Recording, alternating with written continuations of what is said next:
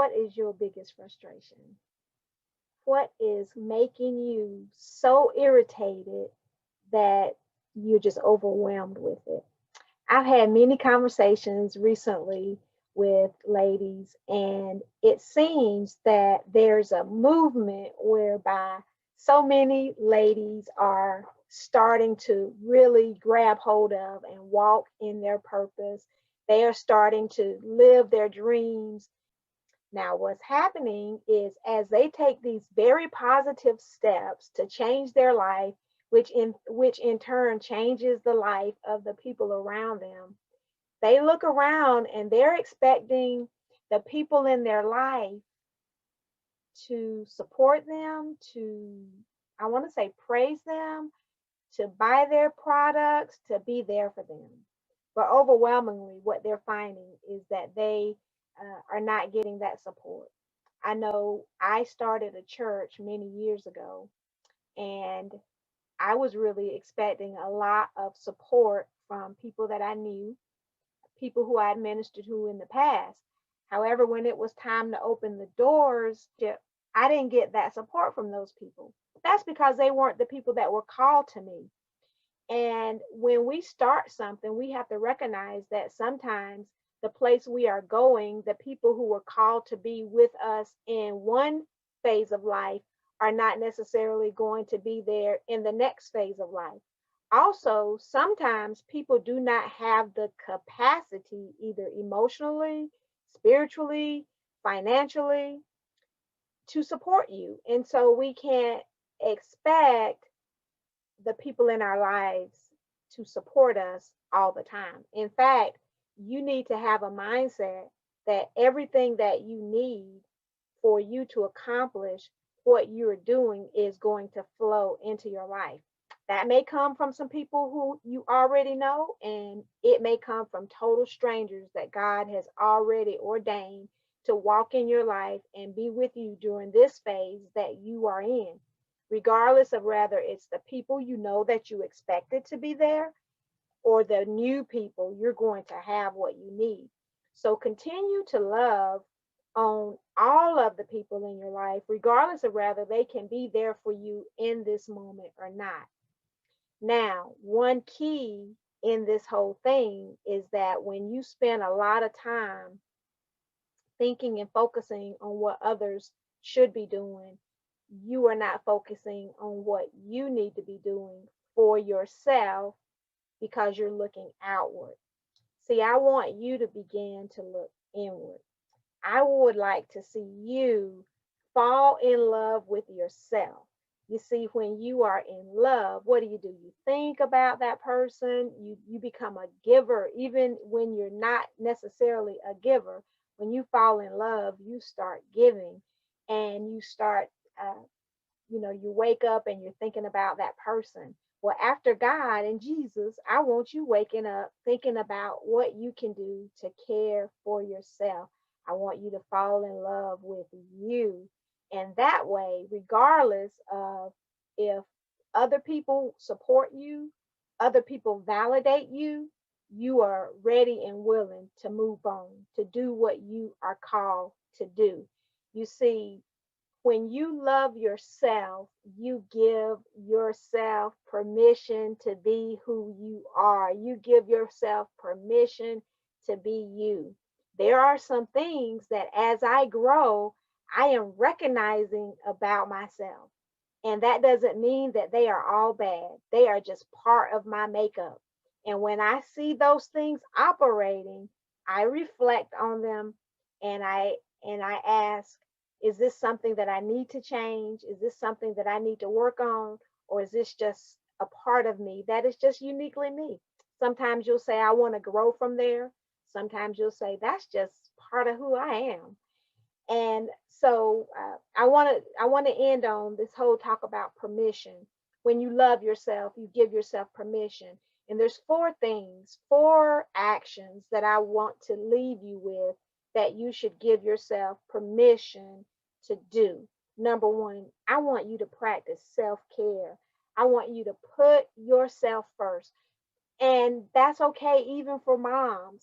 That's okay for wives, because you won't have anything to provide in service to the people you love if you run yourself in the ground, if you don't fulfill your dreams and your expectations. You will resent the people who you love, who you think uh, you sacrificed in order to provide for. It's okay to love yourself. Give yourself permission to put you first. Go ahead, put yourself first. You know, when we are in serious problems and situations, like, you don't want the doctors and the nurses getting sick, right? You want to make sure that they are cared for. That's why right now, when we do the vaccines, we're vaccinating those people who are at the tip of the spear, those people that we need to be in service. Well, we need you to be in service. So I want to see you take care of yourself. Then, secondly, I want you to give yourself permission to succeed. You see, sometimes in life we have been conditioned to stoop, bow, and bend so that other people will not be threatened by our greatness. We have even gone so far as to pull back from speaking on our accomplishments because we don't want to make other people feel uncomfortable. Well, that's a sign. If people are threatened by your greatness, that's a sign that you're traveling in the group with the wrong people. You need to change you've outgrown that group. Maybe there's some that one day will elevate to where you are, but for now, you need to find some people who are soaring with you in the direction that you are going. So I want you to give yourself permission to succeed. I want you to tell yourself every morning, I am enough. I am great. I'm all that. And I might be telling my age, I'm all that and a bag of chips. I'm God's woman. Listen, I am the apple of his eye. Listen, he knows my name. He has given me a specific reason to be here in this season. I want you to begin to just tell yourself how great you are. You have the capacity and the capability to preach, to teach, to write books, to serve people, to build machines, whatever you are called to do, you have permission to succeed. I want you to accept it. I want you to lean into it, and I want you to walk it out, walk it out, walk it out, walk it out. Then thirdly, I want you to try some new things. See, I already talked earlier about coming out of your comfort zone, but there's some areas of greatness that you have not even tapped into yet. And I would like to see you out there trying something new. Try something new. Do something different. Even if you do the same thing a new way. Maybe you join some organizations that are outside what your perceived area of interest and expertise is. Maybe you join some social groups on social media that are interesting to you, that challenge you to use skills and talents that you haven't used before. But give yourself permission to do that. Part of that is there may be some what the world would call failure, which I, as a scientist, I call it a scientific experiment. So you have a hypothesis about your life that you are great, that you were born to succeed, and you are out there testing the boundaries of that, collecting data to see how you can perform in different areas at different times to get greater and greater results. That's what failure is. So really, failure is just a scientific experiment in order to help you to achieve the greatness that God put you here on the planet with. Listen, the God of the universe created you. Do you think that he is going to create you mediocre? I mean, we're talking about Jehovah Jireh. We're talking about El Shaddai, El Elyon. Do you think he would put you here for you to be mediocre, for you to be weak, for you to be afraid? No, he put you here to succeed. So go ahead and try those new things. Y'all see, I tell people jokingly, never give a preacher a mic. I'm a preacher at heart. First and foremost, I want to preach the gospel.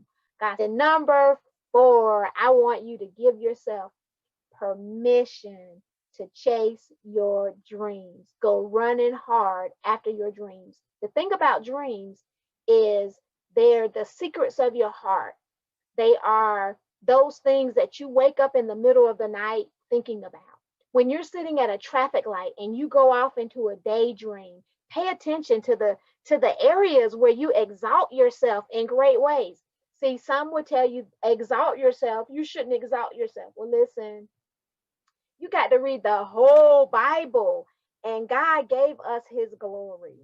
And therefore, we are supposed to stand up tall and be counted. So go chase your dreams. A dream is in your heart and it comes from God. It's tied to that word desire. The Latin word for desire comes from of God. So your dreams were given to you by God, and He would love to see you manifest them. In fact, when you start to walk in them, you will see that wellspring, that abundant supply flow in your life, and it will overwhelm you with His goodness. So don't be frustrated with other people.